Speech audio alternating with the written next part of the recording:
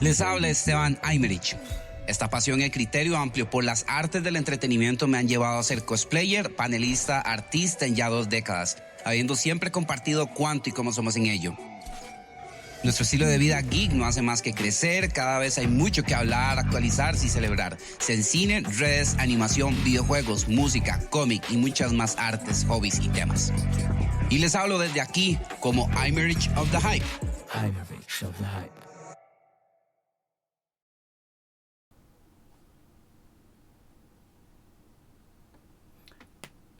Ahora sí. Muy buenas noches. Wow. A saber cuánto rato. Literal siento que fue hace buen rato que he hecho su buen podcast. Y ha sido por muchas razones. Una de esas, llámese, ¿verdad? Las fechas de cumpleaños que normalmente lo ponen a uno un poquito más sensible, pues, ¿verdad? Pues sí, normalmente para los que me conocen a veces yo me pongo a veces, no sé, con una cuestión de ansiedad o de, bueno, un estado tal vez un poco más bajo de pilas, tal vez más reflexivo.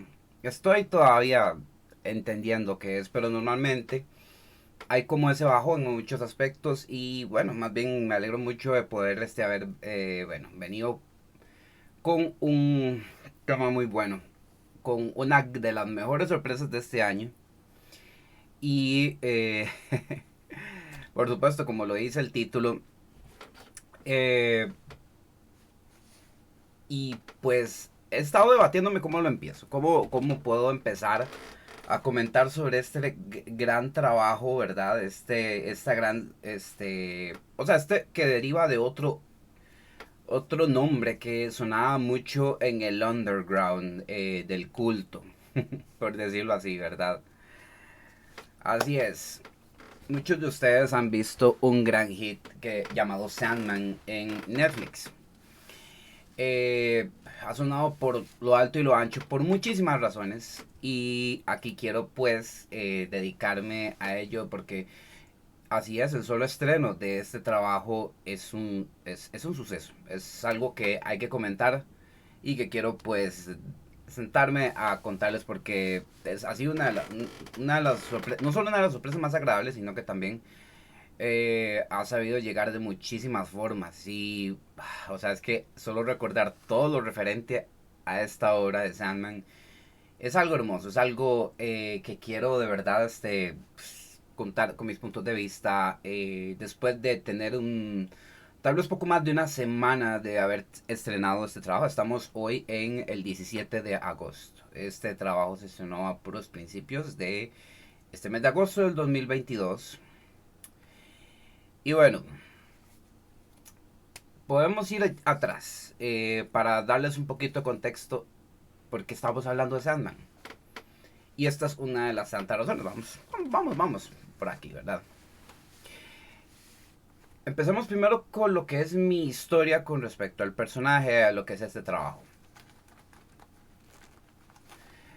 Por ahí de los 90, principios de los 90, que fue la época donde empecé a tener mi choque con lo que eran los cómics, la continuidad de los cómics de DC, de Marvel, de los superhéroes en sí, en ese momento.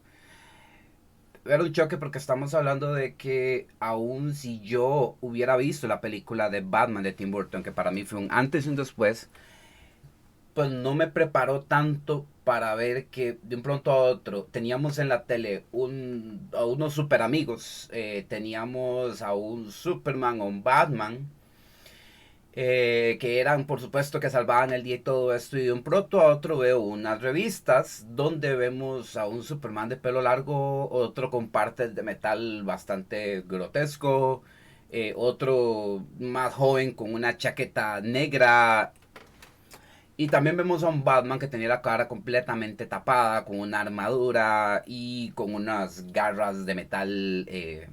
O sea, yo estaba abrumado. Yo no tenía ni 9 años tal vez cuando yo empecé a ver este tipo de trabajos.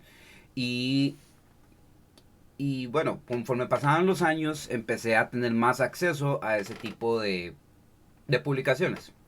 Aquí al país, en Costa Rica, teníamos pues la Casa de las Revistas. Poco a poco eh, empezaron a traernos, por supuesto, lo que era la continuidad de Estados Unidos, solo que se enfocaban obviamente en los títulos que tenían los nombres, ¿verdad? O sea, a veces yo veía que sí traían Detective Comics porque traían un Batman en la portada, pero solo decían Detective Comics, no decían Batman Detective Comics. Entonces solo teníamos acá a veces que traían que Batman, Superman, tal vez otro de Superman, que Linterna Verde, que me explico, a veces variaban, a veces no tanto. Tras de que estaban en inglés, eran un poquito cariñosos, al menos para la época, ¿verdad? Es entonces que llega digamos, un batch, una suerte de mercancía de cómics a varias tiendas que estaban en español. Eran de una época donde España, una editorial de allá, tradujo cómics de DC y trajeron unos para acá y los trajeron a precios súper baratos.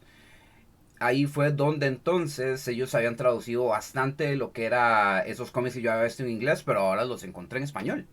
Bueno, la mayoría de ellos, pues. Entonces fue cuando ya me pude enterar mejor de lo que fue la muerte de Superman, lo que fue, por supuesto, la saga Nightfall con Batman, la muerte en la familia, varias cositas que antes de que ya hubiera internet para atar un poco más de caos, tuve chance de poder leer y apreciar.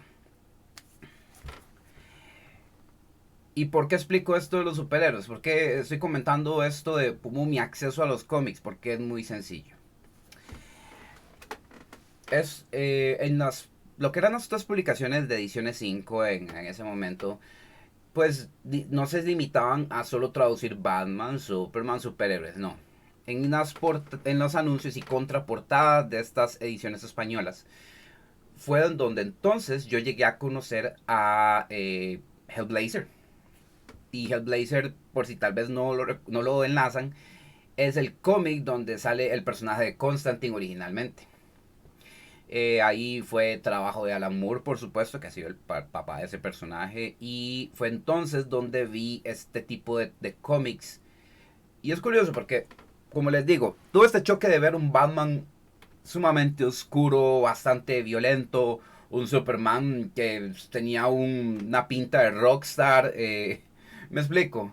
Y comparado a lo que uno veía en televisión, yo era un chiquito, o sea, era un muchachito que estaba apenas en la escuela, o sea, en segundo ciclo, apenas llegando al colegio, tal vez a lo mucho. Que yo había conseguido tal vez unos de esos cómics, porque vuelvo a decirles, están absolutamente baratos. Para que yo llegara a comprarme unos, se podrán imaginar. Y en esto, pero sucede entonces que me entero que hay otros trabajos que no son precisamente superhéroes, tal vez con un estilo de fantasía, pero veía artes que eran bastante densos, muy oscuros, muy cargados de sentimiento no negativo, porque ese término tal vez se le queda muy corto, es un sentimiento bastante profundo. La verdad, esa es la palabra que puedo encontrar. Por ejemplo, yo me acuerdo el primer arte que yo vi de John Constantine anunciando de Hellblazer. Y de hecho, ese anuncio de Hellblazer que yo había visto era una historia donde John Constantine, pues, ¿verdad? Era cuando le diagnostican cáncer. Esa historia, de hecho, la leí muchos años después. Y encuentro en uno de esos artes uno de un tipo de blanco, pálido, en los ojos ensombrecidos, acompañado de una chica que anda como, ¿verdad? También pálida, que tenía creo que era un maquillado egipcio en el ojo y pues era de una mudada, un estilo bastante... Era de un estilo, sí, como entonces me enteraría no mucho después ahí, un estilo pues gótico. Ese estilo que de hecho empezó a resurgir y sonar bastante gracias de hecho a la película de Batman de Tim Burton del 89 y también de pues, la película de Batman Returns que cumple 30 años por supuesto en este año de hecho empieza pues a resonar, empieza a darse a conocer un poquito más ese escena underground, ¿verdad? Al menos acá, ¿verdad? Yo empecé a enterarme que eso existía. Ya oye, después fue que me enteré que existían bandas, existían rides de ese tipo y todo, ¿verdad? Después entonces uno ve a Robert Smith en The Cure y, ¿verdad? Entonces ya después uno atacado, ¿verdad? De hecho sí, o sea, yo vi a este tipo pálido y por supuesto que lo relacioné con Robert Smith. Yo imaginé que debía ser por supuesto pues una moda. Pero entonces cuando veía la descripción de la historia que hablaba, por ejemplo, la decisión de Morfeo, el ocaso de Morfeo, no me acuerdo, era un nombre con el que lo tradujeron de esa forma. A Sandman no le... y veo que hablan de Sandman, ojo, en España. Recuerden que en España no tradujeron literal el nombre de Batman. Prefieren decirle Batman y Superman antes que Hombre Murciélago. No como con otros personajes de los cómics que ustedes leen esas traducciones y Doomsday, por ejemplo, es juicio final y así, ¿verdad? Para que no se extrañen, ¿verdad? Hijo, ya. Pero bueno, esto es como contextualizando un poquito de esa época. Por ejemplo, esta es la primera vez que yo vi algo sobre este cómic llamado Sandman. Y sí me dio cosilla ese arte, o sea, me dio, o sea, yo digo, ¿qué clase de historia es esta? Veo que son como dos personajes que se ven, bueno, mucho artista en ese momento trabajaba así de ese tipo. Mucho tiempo después, y de hecho leyendo en esos mismos cómics, me entero que hay una línea llamada Vértigo. Y bueno, como pueden verlo ustedes por muchos videos de YouTube y todo esto, la línea Vértigo es una apuesta de DC Comics que empezó como a finales de los 80s, donde empezaron a trabajar un tipo de guión más denso, en el cual empezaron con apuestas, por supuesto, como Sandman, de parte de Neil Gaiman. Neil Gaiman fue parte de una oleada de escritores que de hecho se afianzaron en Vértigo, que empezaron con sus propuestas bastante más profundas, más adultas. Tuvieron propuestas con Madame Xanadu, recuerdo que de ahí salió Hellblazer, Constantine. Y recuerden por supuesto la propuesta de Constantine por la cual solo pudo salir de ahí, al igual que Sandman. Y otro grande de DC Comics también tuvo su paso por ahí que fue Swamp Thing. También Alan Moore fue parte de eso. Grant Morrison también. Y estos, o sea, son solo nombres. Ustedes pueden buscar esos nombres y ustedes van a ver la estela de maravillas, de éxitos y experiencias que tienen y que al día de hoy pues son enormes nombres en la industria que han aportado montones. Muy bien. Empecé hablando de Sandman. Pasaron muchos años antes que yo me acercara a Sandman. Muchísimos. Esto porque es muy curioso. Hellblazer, yo leí cómics. Porque cuando encontré unos cómics de Alan Moore de Swamp Thing, que tenía una amistad mía, empecé a leer esos y me encantaron, me atraparon y entendí entonces el porqué del pedestal que le ponen a Alan Moore. Para ese entonces ya yo había leído Watchmen y Watchmen era un increíble trabajo. Sin embargo, cuando usted ya empieza a leer cómics y empieza a leer cómo es el trabajo de uno, específicamente, usted lo siente cuando lo ponen en varias facetas. Por ejemplo, Alan Moore, la propuesta de Watchmen era muy, muy de él. Y sin embargo, recuerden que Alan Moore también escribió no solo Swamp Thing, como lo acaba de mencionar, él le escribió a Superman, le escribió a Batman, y ahí es donde entonces se ve por qué a él, bueno, por qué a un autor le piden que pues escriba en tal título, ¿verdad? Como escritor de cómics uno entonces pues tiene que, ¿verdad? Tiene que tener esa inventiva, tiene que tener esa creatividad, esa facilidad para poder contar una historia de ese personaje. Esto en DC, bueno, son historias lindísimas, donde entonces un autor tenía una propuesta, sí, un escritor de guiones tenía una propuesta para un superhéroe, llega el editor, no, usted me va a escribir este mae, usted va a escribir este otro personaje. Pasa. Con decirles que Alan Moore, por ejemplo, escribió lo que dio a pie a que lo adaptaran en la liga en Justice League Unlimited, en la serie animada, el cartoon, para el hombre que lo tiene todo. Eso es de Alan Moore y fue un cómic de Superman. Que en la Liga de la Justicia Limitada lo trabajaron también creándole una ilusión a Batman y a Wonder Woman, de hecho. Sí, ¿verdad? Es originalmente era un cómic de Superman nada más, que era entonces inducido a un mundo que le ocasionó una, como una hiedra, una planta extraterrestre. Muy bien, ya tenemos entonces que sí, la línea Vértigo. Que sí, de la línea Vértigo salió Constantine y salió Sandman. Yo me acerqué a varios de esos trabajos, sin embargo, Sandman es muy curioso porque era del que casi menos tenía reviews.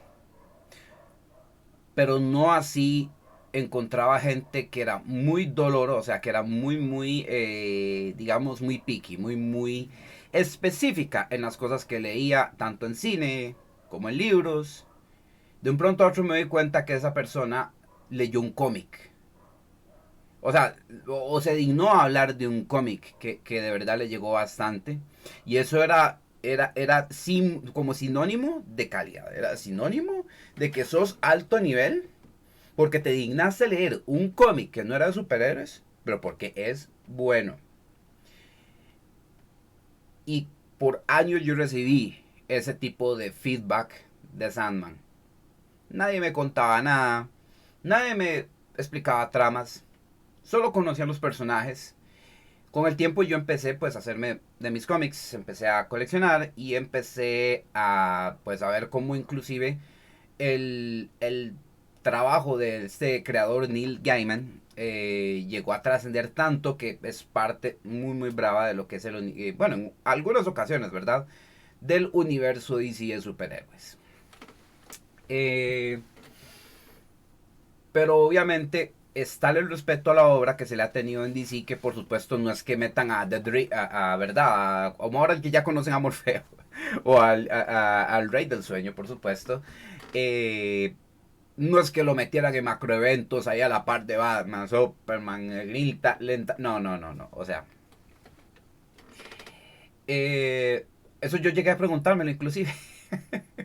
El trabajo era tan famoso que de un pronto a otro también veías personajes como Death, la muerte, en ocasiones, que a veces hablaba con Lex Luthor, que eso pasó hace, creo que como un conteo antes de Action Comics llegar a los números 900, hubo un cómic donde sale Death muy linda, dibujada por Jim Lee, y en varias ocasiones así. Sin embargo, Sandman tenía sus publicaciones muy esporádicas. Y seguía como en ese underground. Y una cosa que mantuvo vigente es el nombre de Sandman. En lo que yo estaba pues leyendo cómics y estando al día con las, ¿verdad? Con este tipo de informaciones y reportajes y todo esto. Era el hecho de que querían adaptar Sandman. Hollywood quería este trabajo. Y querían hacerle película. Y querían hacerle proyecto. Y querían hacerle, bueno, este título de Sandman llegó a ser tan cotizado como si fuera una película de Superman, una película de Batman. Pero ya sabemos, ¿verdad?, qué pasó. Que se está evidenciando recientemente. Para ponerlos un poquito en contexto, hace unos pocos meses, el estudio Warner Brothers, quienes son los dueños de DC Comics, bueno, ustedes saben que ha sido pues una cosa tortuosa para adaptar inclusive los trabajos de sus superhéroes más grandes. Los dramas que hubieron después de Batman Returns, por ejemplo, que Tim Burton dirigió las dos primeras, después ya no la dirigió, se la dieron a Joel Schumacher. Y bueno, eso es historia que de hecho de construí en el podcast de Batman, de la pasión de Pattinson. Eh, Eran muy claros los ejemplos de que Warner tenía alguna manía con las propiedades de DC para adaptarlas. Eh, y eso es algo que de ahí ya se volvió súper recontraevidente, de tal forma que esto desembocó a la nueva administración que tiene ahora Warner Brothers, que se fusionó con el gigante Discovery. Vamos hablando de que hace poquito fueron tales los cambios que cancelaron una producción de unos millones de dólares donde iba pues, la serie iba a ser Batgirl, Batichica, ¿verdad? Simplemente tenía cosas interesantes. Michael Keaton como Batman otra vez. J.K. Simmons como Gordon. Brendan Fraser como el villano. Ah, no, la cancelaron. Solo porque quisieron. Así como le pasaron hacha a un montón de otros proyectos. Entonces, con toda esta estela de, ¿verdad? Este currículum y este patrón de la manía o lo que sea que tuviera DC, bueno, Warner Bros. En realidad, con estos grandes nombres de DC que muchos conocemos por años de años, pero que ha sido tortuoso, ha sido descalabrado la forma en cómo han trabajado estas adaptaciones fílmicas a sus superhéroes, pues este trabajo de Neil Gaiman, quien es, verdad, de Europa e Inglaterra, por supuesto, él ha sido el nivel de su autoría con este trabajo, que él, por supuesto, ha sido, ha sido el vocal en el hecho de que no, este trabajo es mío. Bueno, Neil Gaiman posteriormente haría más trabajos, ha hecho muchísimos él antes de, si acaso, trabajar en cómics. Él, por supuesto, trabajó en varios tipos de reportajes antes de ya adentrarse en lo que sería el cómic, por supuesto. La historia de él no es muy larga, pero es una, pues, un tanto interesante, donde él recogió muchas de sus influencias. Tomemos en cuenta que sus influencias están desde Tolkien, C.S. Lewis, aunque parezca mentira, por las Crónicas de Narnia, y por citar unos cuantos. Cualquiera diría que con esas influencias podría haber hecho algo, pues, muy similar. Y no, él salió con Sandman. Él se le ocurrió esta hermosísima idea, esta gran propuesta, que de hecho aún corría en los 90s, corría la década del 2000, y yo no sabía de qué se trataba. Yo solo conocía a los personajes y no entendía, por ejemplo, si eran una suerte de dioses, porque bueno, hablábamos de Death y luego hablaban de, por supuesto, los nombres de los otros dioses. Entonces yo asumí y entendí para esas décadas, imagínense, que sí, que eran como una suerte de dioses, de los cuales tenían una suerte de drama un tanto no novelesco, sino más, eh, como dijeron en una época, más emo depresivas. Y más, y también ante todo por la nota gótica, que pues digamos, empezaron a decir que obviamente pues tenía en aspectos de diseño personajes, más que todo por eso. Sin embargo, o sea, a mí, digamos, a mí Sandman me quedaba vigente porque, bueno, sacaba trabajos, personajes de sus sagas, de sus sagas llegaron a ser famosos. Lucifer llegó a tener sus propios cómics. Esto orillando a que le hicieran su serie en una cadena, y que ahora Netflix rescatara esta serie, ¿verdad? Que es de un gran pegue, un gran éxito, por supuesto. Sin embargo, todavía quedaba eso ahí. Porque, oigan, Neil Gaiman era reconocido solo por Sandman, como vuelvo a decirles, era de un culto a nivel underground, y era ante todo por tal vez un público que ustedes tal vez ahora están viendo que sí se está visibilizando mucho ahora, que es de ese público exigente, de ese público que no es impresionable, que no ven cosas mainstream, que solo ven cosas de, verdad, como vuelvo a decirles, alto nivel, ¿verdad? Y no es que me burle de ellos, todos tenemos nuestro criterio para ver nuestras cosas, pero ahí es donde resalto lo siguiente. Mucha de la gente que tiene este culto a Sandman es gente que obviamente no consume cómics.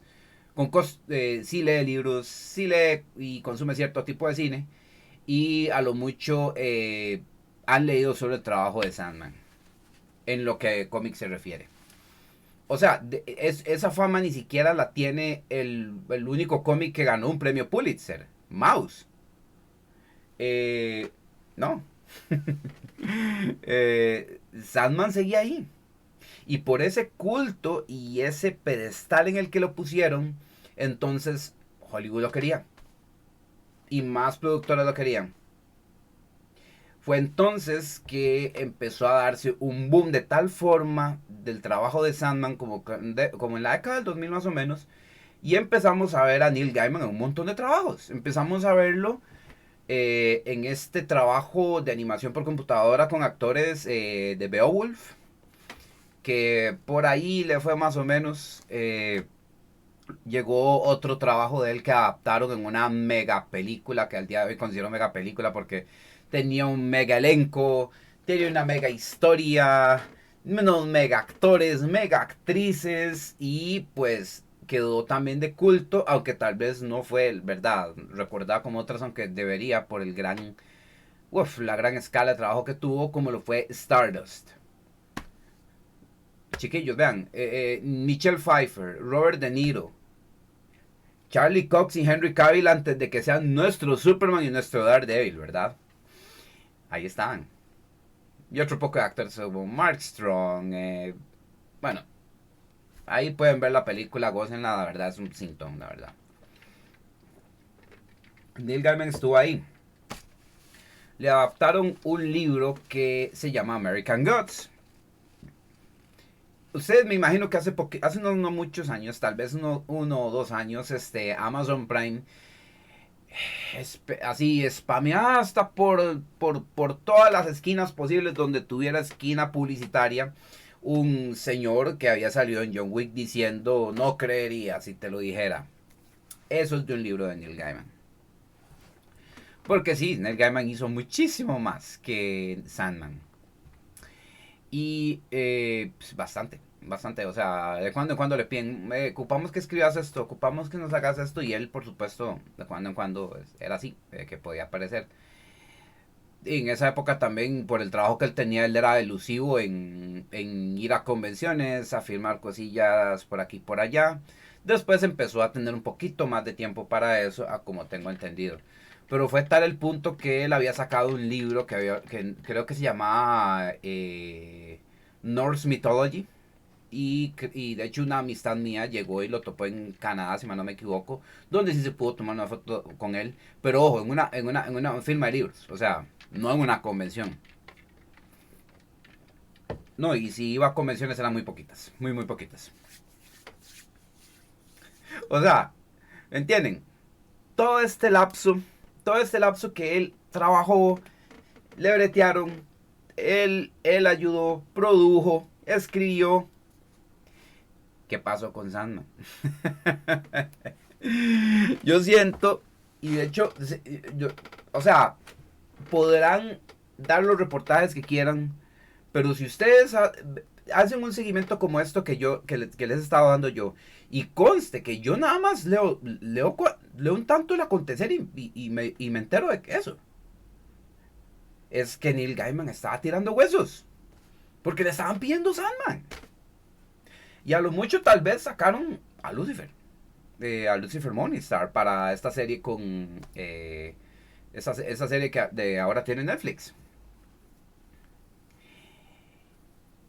Pero ahí estaba Sandman. Nadie se la estaba tocando. Nadie lo estaba logrando. Hasta hace unos años.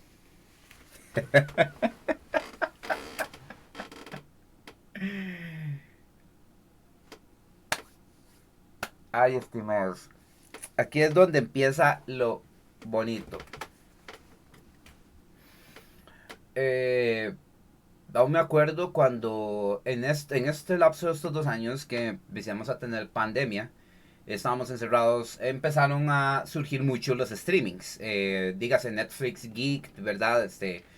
Que Netflix entonces empezó a hacer para anunciar sus muchos trabajos. Y me parece una excelente idea para entonces estar al tanto y por supuesto estar al tanto con el público y con lo que la gente pues quiere ver. Es algo que me gusta mucho en Netflix, que ellos están al tanto en muchos aspectos de cómo se ve su plataforma, del contacto que tiene con la gente que trabaja en ellos. Es una vibra súper diferente de lo que ha sido Hollywood por muchos años. Es una brisa de aire fresco para todo esto. Y es que es increíble porque lo sigue siendo en experiencia de plataforma, en sus series, con sus actores y su personal, e inclusive involucrándonos en las apuestas que ha hecho.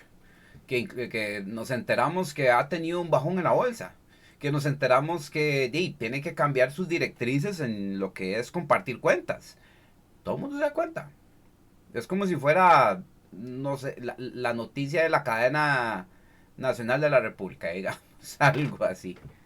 Netflix ha llegado a ser tan importante en ese aspecto. Y en estos 2 años de pandemia me enteré de que, así es, Netflix va a ser Sandman. De hecho, habían dos proyectos. Uno que era una radionovela con actores de Hollywood, ya Taron Egerton como creo que era The Dreaming, si mal no me equivoco.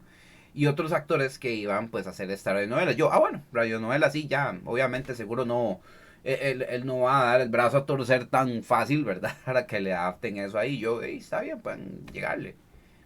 Para ese lapso yo empecé a leer los cómics, no los he leído todos. Sí he leído algunos tantos del universo de Sandman. Entonces sí llegué a darme una interés, por ejemplo, de cómo era Lucifer Morningstar, quiénes eran los Endless. Pero el trabajo central, el eje de todo esto, Sandman no lo había leído. Y justo en el momento en que anunciaron que Netflix iba a adaptar esto en un formato de serie, ya lo había empezado a leer, lo había conseguido. Y pues claro, empecé a leer varios capítulos, tengo que seguirlo leyendo. Sin embargo, cuando hicieron este anuncio de la serie The Sandman, cuando, por ejemplo, de todos los anuncios, y de hecho, no solo el anuncio, sino el streaming, donde nos mostraron a los actores, el elenco que escogieron, y claro, al mismísimo Neil Gaiman hablando del proyecto ahí, yo, ay my, oh my god, holy shit, al fin. Por eso es que esto, el solo hecho de que Neil Gaiman esté permitiendo que un estudio lleve a cabo el proyecto de Sandman es porque ahora, como vuelvo a decirles, Netflix tiene ese cuidado. Porque no es el hecho de tomen, hagan. Hasta cierto punto se siente así en muchos trabajos. Pero la mayoría de estos han sido apuestas súper exitosas. Son inversiones que han valido bastante la pena.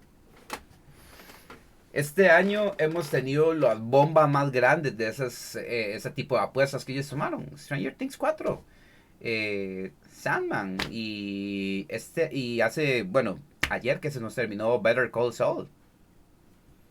Que está la gente debatiéndose si está mejor esta serie que Breaking Bad inclusive. Con decirle algo. Netflix es muy grande en muchos aspectos. Y con Sandman terminaron de coronarse. Solo por el hecho de que alguien como Neil Gaiman, que le tiene tanto amor a su trabajo, ha cuidado celosamente su autoría y su cuidado con este trabajo, a mí me levantó muchas incógnitas también que medio logré calzar cuando leí su cómic. Sí entendí algunas cosas, sí entendí, pero me entienden, o sea, tomemos en cuenta que esto pudo haber sido un guión, esto pudo haber sido alguien que lo hubiera, no sé, plagiado. Recuerden cómo es Hollywood. Pero se los digo yo cuando leí ese cómic, Neil Gaiman trabajó este cómic de tal forma que no puede ser de otra forma. Sandman no puede existir de otra forma, ni siquiera su propuesta. Esto es un trabajo muy propio de Neil Gaiman. Un trabajo que solo de la forma correcta puede ser adaptada. Y no necesariamente igual al cómic. Aquí sí quiero hacer un paréntesis porque sí quiero comentarles que para leer el cómic de Sandman, vuelvo un poquito a los artes con los que yo choqué cuando era chiquito. O sea, cuando yo vi este man pálido, mirada negra, vestido de oscuro y súper hachudo, ¿verdad? En unas páginas de cómic bastante, bueno, un tanto abstractas, con su buena dosis de texto, y también con sus estilizados de personaje, entonces llegan a ser un trabajo muy denso, por el cual entonces son varios cómics y uno ha pasado por eso cuando uno lee cómics, y uno ve que son páginas de una calidad de trabajo que te da cosa leer, que te da cosa de ver. Y Sandman a primera vista parece de esos trabajos. Pero si empiezas adecuadamente a leer ese cómic, como le pasó a muchos, que tal vez en su vida habían leído un cómic, que tal vez solo libros, tal vez solo trabajos de universidad, o solo cierto cine clásico, quedaron encantados y abrumados por este trabajo. Aún yo habiendo leído este cómic, yo quedaba con ese clavo de por qué Neil Gaiman, siendo el escritor que es, porque perfectamente le hubieran, o sea, se lo pidieron, se lo lloraron, y no sé cuánta plata le habrán ofrecido a él para que simplemente le adaptaran ese trabajo. Llegué a enterarme inclusive que llegaron con un pitch de venderle una parte del medio de la historia. Bueno, para los que vieron la serie, a mitad de esta se revela la historia de Rose Walker, que ella se vuelve el vórtice, como un vórtice de los sueños. Querían adaptar una historia donde ella era la protagonista y Sandman era como una suerte de guía. Esta fue como, por ejemplo, una de las pitches que trataron de venderle a él, por lo que por supuesto él dijo que no. Y es increíble, a esto voy. Él cuidó celosamente de tal forma este trabajo para que llegara a Netflix y le dijera, por favor haga lo que tiene que hacerse como tiene que hacerse con este trabajo suyo.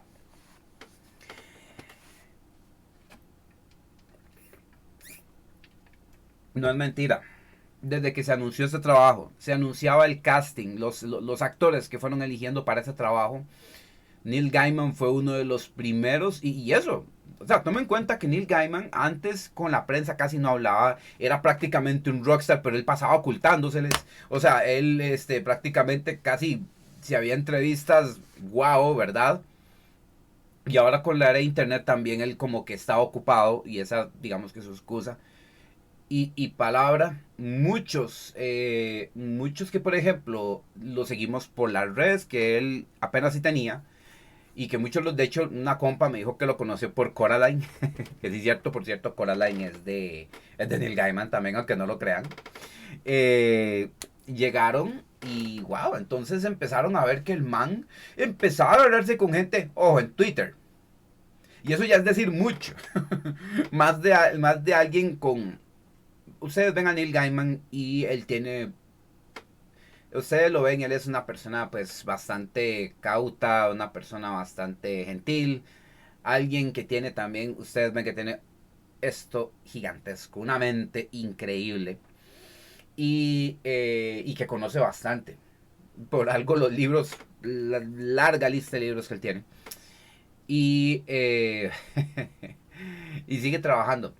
Creo que hasta escribió un capítulo de Doctor Who, si mal no me equivoco. Y wow, o sea, tomen en cuenta todos estos detalles para que entonces uno diga, en algún momento alguien tuvo que convencerlo para que vendiera su trabajo, vendiera Sandman. No. Pasaba el tiempo y cuando veíamos este casting, por ejemplo, veíamos a un Tom Sturridge como Morfeo, el rey de los sueños. Ahí fue donde yo digo, sí, Neil Gaiman está haciendo esto. Eligió al actor que era, eligió a los demás del elenco como tenían que escogerlos. Y claro, muchos podrán decir, es que Netflix metió a gente y cambió diseños y cambió personajes.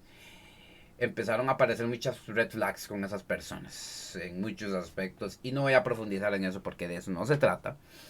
Sino el hecho de cómo Neil Gaiman en su movimiento en redes, en lo que trabajó en esta serie que resultó ser una de las grandes sorpresas de este año y si no de la década misma, en que no one gets to gatekeep Sandman, nadie se va a poner a limitar, nadie se va a poner a jugar de vivo, nadie se va a poner a decir qué es y qué no es de mi trabajo. Uno, el que yo cuidé por años para que no se paseara en todo cualquier estudio. Y eso, con esa idea yo pensé en el título de esto, de El Bendito Podcast. También con esto vamos a la propuesta. Esto es tan hermoso que hay tanto de qué hablar de este respecto. Mira, Dania, gracias. Neil es el único que tiene tanto el libro en Audible, en actores famosos y la serie, sí, hablamos de eso ahorita. Ambos contenidos en las plataformas que compiten entre sí, claro. Por supuesto. Porque se lo pelean. O sea, es exacto. Oigan, y aquí quiero hacer como un hincapié a un... bueno, no, la verdad, como una de las razones también por las que quiero hacer este podcast es porque de hecho como más de una persona como que llegaba a preguntarme. Normalmente cuando se tratan de temas de cómics, de que cuando sale algo en Netflix o sale alguna película y tal vez alguien tiene algún detalle que tiene un clavo, normalmente llegan y me preguntan a mí. Y con Sandman pasó que había gente que tal vez no entendió la propuesta de Neil Gaiman. Que no entendió porque, o sea, hemos tenido propuestas de dioses, tanto con nombres inventados como adaptaciones de los griegos, de los nórdicos, de los egipcios y bueno, de los tal vez más famosos, por decirlo así.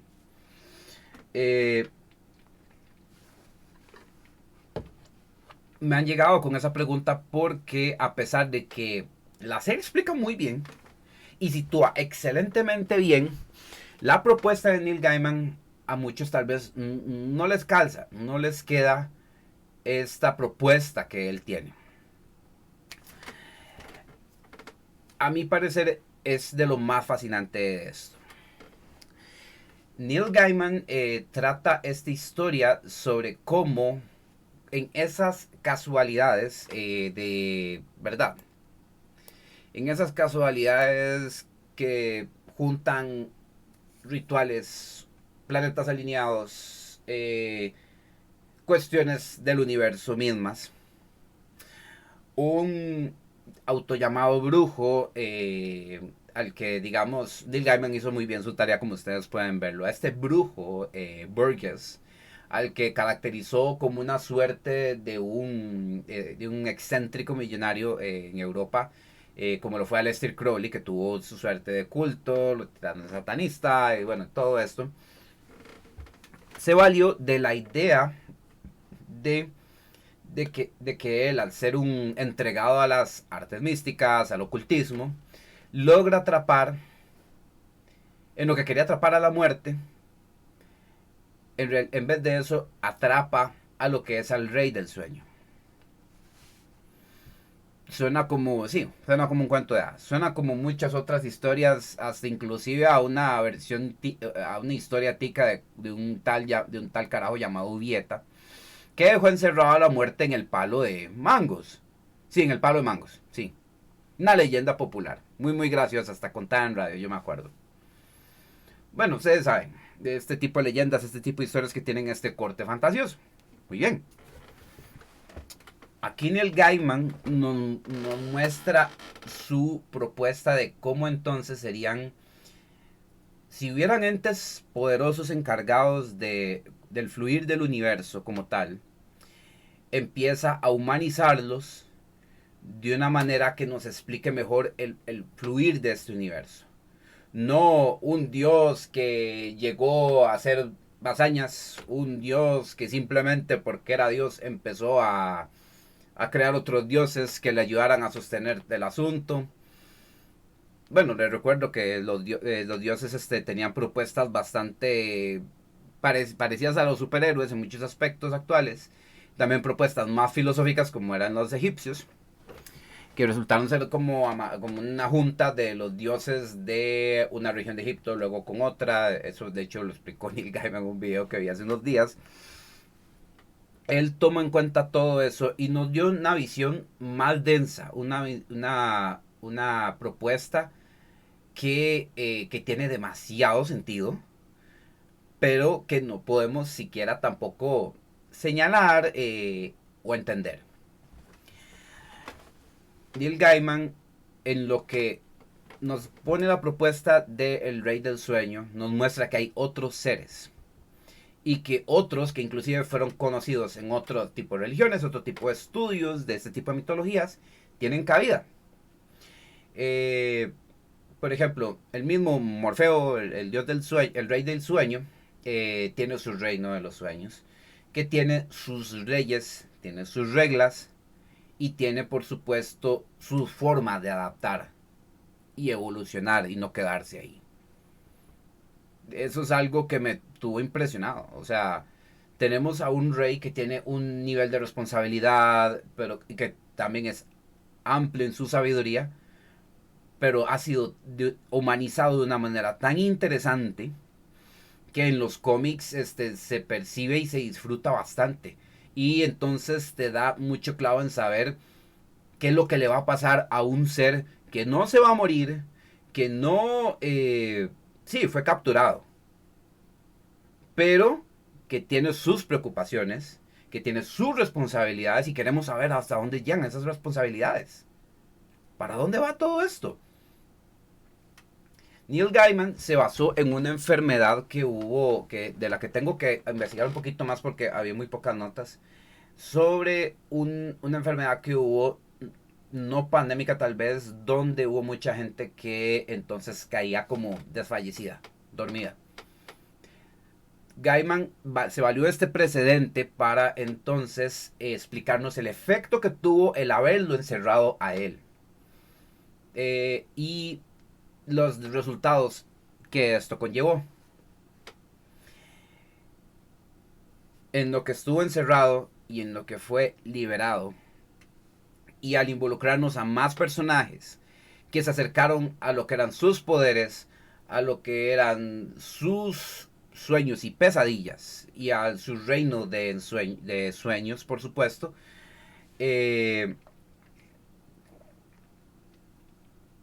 nos maravillaba, o sea, decir que el diseño de producción estuvo magnífico era poco. Era más vivo, era más espectacular que en los mismos cómics. Sin embargo, la idea de ciertos encuadres y cómo se adaptaron y se hablaron las cosas en los cómics se mantuvo en muchos aspectos. Se volvió lindísimo, algo hermoso, de hecho, espectacular de ver. Porque podríamos habernos ido por lo lindísimo que eran el reino de los sueños, en cómo lo trabajaron, los settings, los sets, los escenarios que tenía toda esta serie. O sea, nos podríamos haber perdido en ellos y sin embargo ahí estábamos atentos a qué hacía Dreaming, a qué era lo que tenía que hacer. Y este universo de los Endless que cada vez queríamos conocer más nos llevó a enfrentar a un ser como Lucifer que estaba custodiando el Averno en una propuesta que sí queríamos llegar a conocer.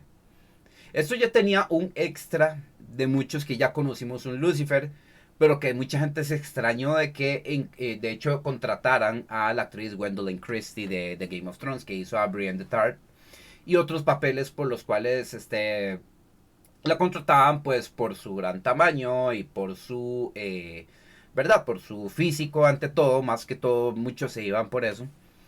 A pesar de que bueno, hay que destacar que en Game of Thrones, a pesar de que la contrataron por eso, pues verdad, se dio a relucir por su trabajo y por su interpretación.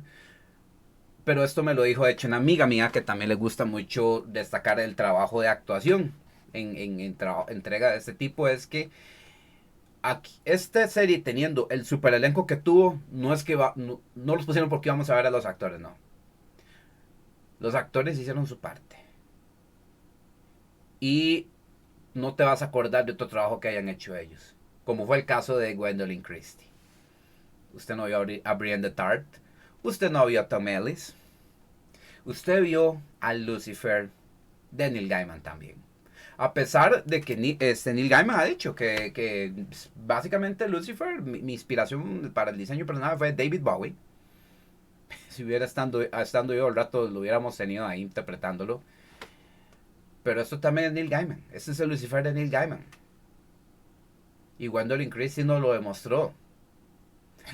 Ese fue uno de los grandes clavos que yo tenía de mucha gente que le estaba tirando tal vez a la serie por esto mismo. Pero se quedaron callados. Lo increíble que fue el capítulo de la propuesta del infierno, la propuesta de Lucifer, y ante todo el peso que tenía Morfeo con respecto a alguien tan inteligente y tan poderoso como Lucifer. O sea, era interesante. Yo no había leído estos capítulos. Aquí fue donde yo me dejé prácticamente consumir por la serie, porque era eso. Yo sabía que Neil Gaiman no era alguien que ponía a un Superman a volar puños, a un Batman a rescatar, ¿verdad? ¿Me entienden? No. Son dos entes poderosos, responsables de sus propios reinos, que tuvieron un duelo no solo intelectual, sino de, ¿cómo decirlo? De voluntades.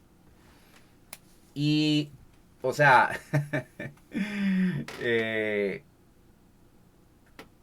o sea, solo es básicamente decir, este duelo de voluntades que tuvieron ellos dos es, ya, eso es el post. Y no, tenemos muchísimo más. Wow, o sea, tuvimos el episodio de la muerte donde lo hicieron bastante bien. De hecho, Death era uno de los personajes más polémicos al que contrastaba mucho la elección de la actriz con respecto al diseño del personaje. Y entonces, una de las razones de la polémica, que en el capítulo pues mermaron. Porque el capítulo estuvo increíble, estuvo fantástico. Orilló a otro con Morfeo y un buen amigo que simplemente no se moría.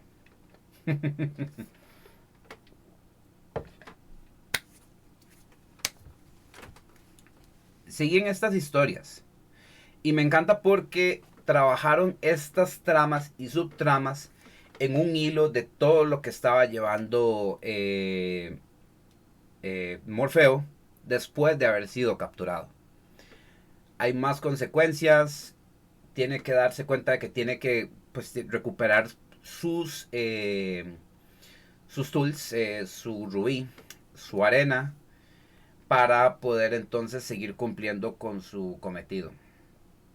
Me gustó mucho, eso es un detalle de humanizar a estos personajes, a los Endless, que me agradó mucho porque pueden ser como un conduit, ¿verdad? Como lo fue el Rubí, la arena, que era como por supuesto The Sandman, ¿verdad? Que lo usa para teleportarse, teletransportarse, y el hecho de que él puede tener acceso a las personas en tanto sueño. En todo momento vimos cómo él trataba de mantenerse en pie, sosteniendo su reino, manteniendo lo importante que eran tanto los sueños como las pesadillas. Es algo que, por ejemplo, yo ya para los 4 capítulos yo estaba pero fascinado, yo estaba embelesado, y yo creo que aún tal vez habían, o sea, como les digo, yo también hasta este punto no avancé en los cómics porque le tenía fe a esta serie y fui completamente recompensado por el hecho de que la serie nos recordaba lo importante que tal vez en su tiempo inclusive ahora se llegó a considerar como un pensamiento tóxico, que no ignores tus sueños, que no los hagas a un lado, lucha por tus sueños, todo este tipo de mensajes. Sandman en esta serie, con sus propuestas, sus personajes, y con la lucha que estaba teniendo el Rey de los Sueños, nos estaba recordando lo importante, el peso que tenían unas cosas con otras. Es de las pocas ficciones que llegan a trabajar esto de una manera ficcionalizada, pero también con un drama muy interesante donde no nos cuestionamos eso de una manera filosófica. Porque a las pesadillas las subimos. Las pesadillas hay repudio, las pesadillas no las queremos. Y tal vez ningún otro trabajo había aparecido en plataformas, en cine, como este para darnos a entender de por qué existen las pesadillas. Son experiencias de las cuales a veces no tenemos ni poder sobre ellas. Y simplemente no nos queda de otra que sufrir.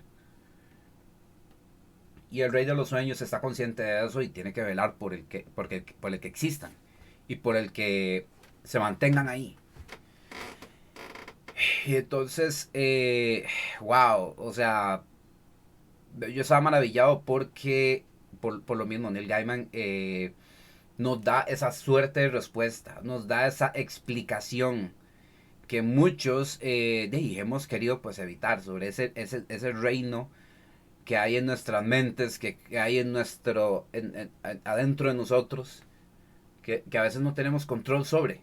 Y, y simplemente nos recordó que tiene una razón de ser, aun si tal vez no nos lo explica. Eso básicamente quería más o menos llegar. Neil Gaiman encontró la forma de humanizar, digamos, las fuerzas del universo que no entendemos de una manera que entonces nos llama mucho la atención, nos mantiene interesados y que nos da una entereza de que tienen que ser. No que una cosa es mala, entonces hay que erradicarla. No porque sea buena tenemos que estar siempre bien. Y aún así, siendo dioses, siendo seres eternos, siendo entidades por las cuales el tiempo no pasa, no quiere decir que las cosas se queden igual. Me encantó en sobremanera cómo indirecta y directamente nos mostraban todo eso, nos tiraban este detalle y cómo inclusive alguien como Morfeo, al quien le tenemos un carácter etéreo, le tenemos una forma de ser seria, una forma de ser entregada y con un ego, aún así es todavía muy consciente de su responsabilidad con respecto a su reino.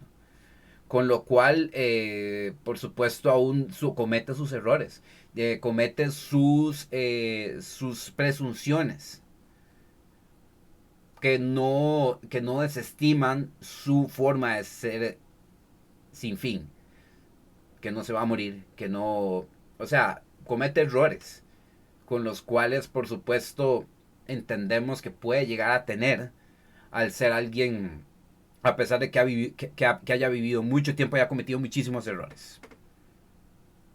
Como el caso del vórtice de los sueños y la historia de Rose Walker y su hermano. Esa es otra historia que me encantó demasiado porque de hecho me llamó mucho la atención cómo inclusive alguien tan poderoso como Morfeo, que decía que en tanto alguien duerma, en tanto alguien sueñe, yo voy a estar ahí, yo sabré dónde está. Pero no lograba encontrar al hermano de Rose Walker. Y se valió de un detalle bastante fuerte, bastante rudo, que sí tiene su razón de ser.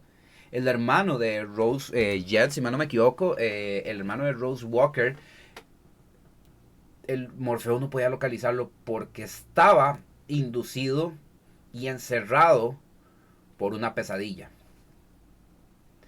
Y esa parte estuvo como una de las tantas de la serie que sí no voy a spoilear mucho, pero porque quiero, es para que ustedes puedan interpretarlo, puedan entonces disfrutarlo y entenderlo. El hecho de que esté tan ensimismado en un hecho que no quiere que se cambie y eso lo sostenga una pesadilla, se parece mucho a lo que algunos han pasado. Y quién quita que algunos no hemos pasado por eso en algún momento, tal vez. Hasta que tal vez, verdad, o sea, suena mucho a los mensajes estos, inclusive, que vuelvo a decir que hasta son tóxicos también a cierto punto de que sal de tu burbuja, rompe tu status quo y todo esto.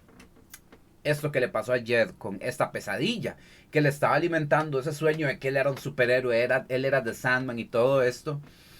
El significado que solo tuvo eso fue espantoso, muy jodido, pero muy cierto. Y que al final llegara un punto en que esa pesadilla entonces renaciera como un sueño. Es solo uno de los elementos que me encanta de la serie. Que, o sea, oigan, o sea, de esta serie, o sea, es solo esto que les acabo de decir, es una de las tantas razones por las cuales Neil Gaiman se negaba a que un estudio como Hollywood, que simplemente quería agarrar algo que sonara en algún formato para simplemente adaptarlo y sacarle plata de eso, de la forma cochina que lo adapten. Esto era lo que quería evitar Neil Gaiman. Porque Neil Gaiman tuvo estos mensajes en sus cómics. ¿Y por qué no podía tener cuidado para adaptarlos en una serie o en una película? A eso voy.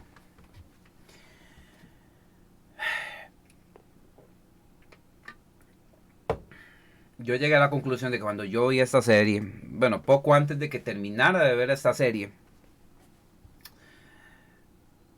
de que Neil Gaiman prácticamente encerró a Morfeo. Lo dio a conocer hasta cierto punto en los 90s, cuando salió el cómic y le escribía sus historias. Y unos cuantos sabían de este Rey de los Sueños. Unos cuantos, como el mismísimo Burgess, quien era conocedor del ocultismo, conocedor de ciertas ficciones, conocedor de ciertas historias, rituales, llegó a encerrar a este Dios, rey del Sueño. Dream of the Endless. Algunos lo conocieron en los 90s y algunos querían el poder. El poder de su historia. Querían valerse de él. Pero Neil Gaiman, como Burgess, lo tuvo encerrado. Le negó la salida. Hasta que se dignara a él mismo a liberarlo de la forma, tal vez no tan similar, tal vez de una forma más bonita. Neil Gaiman entonces nos liberó a este dios del sueño, juntándose con Netflix para entonces darnos a entender que sí, hay un rey de los sueños, que libra su historia en contraste con sus otros hermanos Endless, que todavía está entendiendo cómo está avanzando este mundo. Está recordándonos en su trayecto que los sueños existen, que las pesadillas también tienen una razón de ser y que no hay que descuidar eso que vivimos cuando nos dormimos. Yo quedé fascinado porque yo hice esa analogía. Neil Gaiman esperó el momento para liberarnos a alguien que estaba encargado de ese reino al que accedemos cuando tenemos que descansar.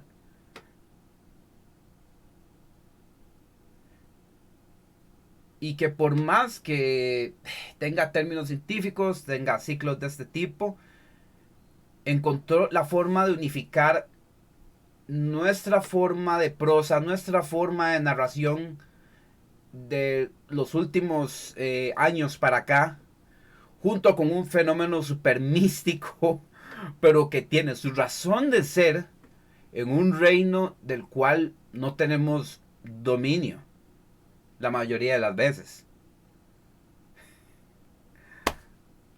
O sea, solo llegar a este entendimiento, a esta fascinación, a esta conclusión de qué tan importante ha sido el trabajo de él.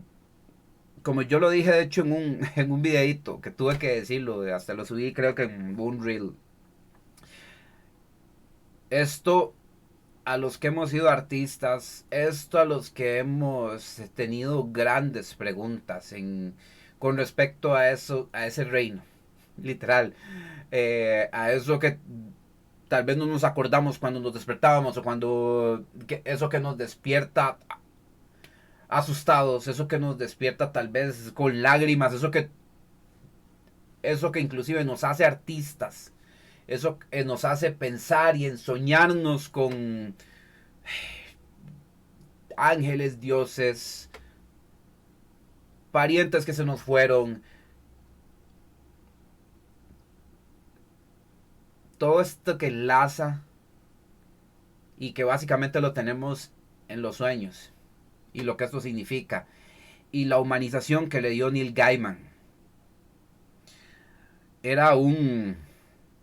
No era un balde con agua fría, no era un precepto que simplemente nos olvidamos y que nos leímos. Es un ente que no sabíamos que existía y que aun si fuera ficción, ese aporte y ese recuerdo, ese hecho de recordarnos que los sueños son parte de nosotros y lo son mucho más de lo que uno cree, a pesar de todo lo que tenemos y todo con lo que estamos rodeados. Porque recuerden, Sandman se escribió en los 90s, finales de los 80s, principios de los 90s. Esta historia de Sandman es tan importante al día de hoy en un tema que tal vez suena muy hippie para algunos, pero que es tan trascendental por la falta de control que tenemos sobre esa experiencia que tenemos aquí, y que nos recordó que no hay que tenerle miedo, que es parte de uno y que hay que lucharlo, hay que vivirlo y tener como esa fe y tener como ese feeling de que no estamos solos en este respecto, sin siquiera decir estas palabras, sino que simplemente uno llega a concluir esto al terminar de ver la serie o al ver cada capítulo, ver cada historia de esto que hizo Neil Gaiman tan genial. Ya ven por qué esto es un suceso, ya ven por qué The Sandman es un trabajo más importante de lo que jamás hubiéramos creído. Es una serie que de hecho es un confort para muchos. La serie misma. Es una cosa hermosa, una cosa increíble que de hecho el responsable de esto, que es Neil Gaiman. Y es cierto, la analogía sí calza mucho en lo que yo dije con lo que hizo Burgess cuando encerró a Sandman, encerró a Morfeo. Morfeo logra liberarse. Y no es el hecho de que Neil Gaiman sea, por ser el autor, el responsable de esto de la misma forma que lo hizo Burgess, sino por el hecho de que cuidó de qué forma el mensaje que él entregó en esas páginas de ese cómic, en esas letras y en ese guión que él escribió, cuidó de que no se mantuviera, porque no son las mismas épocas, pero que su esencia y de algo que es muy necesario para uno que está viviendo en un entorno que te permite ser menos voz en muchos aspectos, no olvidemos lo que lo hace.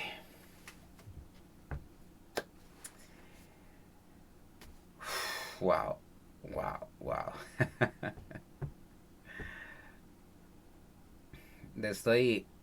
Sigo abrumado de llegar a estas conclusiones, sigo maravillado.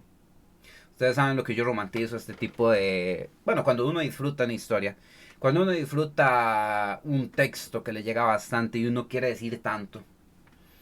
Y esto que he dicho se queda corto con todo lo que yo sentí cuando vi esta serie. Sin embargo, lo he tratado de desglosar y de demostrar y armar como he podido. Este trabajo tan original y tan importante, valiéndose de elementos que no han sido la primera vez que se usan y recordándonos lo importante de algo que vivimos cuando no tenemos los ojos abiertos. O sea, es tan magnífico, es tan bello. La serie es bella, sus personajes son bellos. A mí, o sea, la existencia misma se vuelve más bella con ese respecto, y ni qué decir de los sueños. Y yo eso espero que de verdad, bueno, eso muy probablemente reflejaría la audiencia que está teniendo esta serie hasta el momento. Muy probablemente no hay. Sandman necesitaba volverse un relato que tenía que ser más, tenía que ser compartido. Ese relato, Neil Gaiman se cuidó mucho de que se fuera bien adaptado, que fuera bien disfrutado y que sea como ese confort, no solo ese confort, sino ese compilado de preceptos también que nos recuerdan mucho de lo que nos construye como artistas. Todos lo somos hasta cierto punto, así que sí, hay que vivir eso, hay que compartirlo. Como yo también me deshice compartiendo esto de esta forma. Pues sí, esto sería pues mi aporte con respecto a Sandman, mi aporte con respecto a esta serie tan magnífica, tan hermosa. La serie hizo que muchos viéramos las cosas más hermosas de lo que tal vez se nos había olvidado que eran también inclusive. Así fue, así que súper muchísimas gracias. Esto ha sido de mi parte. Yo estoy subiendo, por supuesto, recuerden Spotify, Apple Podcast, Google Podcast, en YouTube, ahí para que entonces sepan lo que fue mi opinión, sepan la maravilla que ha sido Sandman. Pueden decantarlo como mi opinión, pero vean cómo estoy de solo hablarles de lo que ha sido, lo maravillosa que ha sido esta serie y lo que nos ha recordado, que ocupábamos recordar, de hecho. Y que, puña, Neil Gaiman sabía que logró un punto en lo que no solo era una historia que podía vender y hacer plata con ella, sino simplemente recordarnos tantas cosas y ser un bastión para darnos cuenta que tenemos muchas otras. Ahí está, de verdad. Muchísimas gracias, de verdad. Bien profundo, bien interesante. Así que así es. Eso es Sandman. Espero de verdad, si no la han visto, que la vean, que la lleguen a ver. Estamos atentos a la siguiente temporada. Neil Gaiman ha trabajado en varias otras cositas. Vamos a ver, pues, qué nos espera. A ver qué tal. Entonces, seguimos ahí con ansias de ver qué más. Porque El Rey de los Sueños, por supuesto, tiene muchas cosas que contar. Además, porque nosotros también, acá, cada vez que nos acostamos, vivimos tantas cosas y hay que contarlas. ¿Por qué no? Nos vemos.